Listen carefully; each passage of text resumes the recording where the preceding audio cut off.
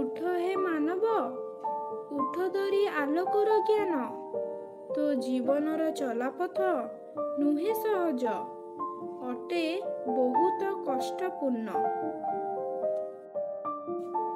ସରଳ ନୁହେଁ ତ ଚଲାପଥ, ଅଟେ ବହୁତ କଷ୍ଟପୂର୍ଣ୍ଣ। ଯଦି ତୁ ପାରିବୁ ପାର ହୋଇ ପହଞ୍ଚିବୁ ଯାଇ ତୋ ଲକ୍ଷ୍ୟସ୍ଥଳରେ। ତୋ ଜୀବନରେ ଆସିବ କେତେ ଦୁଃଖ, ଦୁଃଖ ଗଲେ ପାଇବୁ ତୁ ସୁଖ। ଏଥିପାଇଁ ଚିନ୍ତା କରିବୁନି, କରିବୁନି କେବେ ତୁ ଭୟ। ସର୍ବଦା କରି ଚାଲୁଥିବୁ ତୋ କର୍ମ।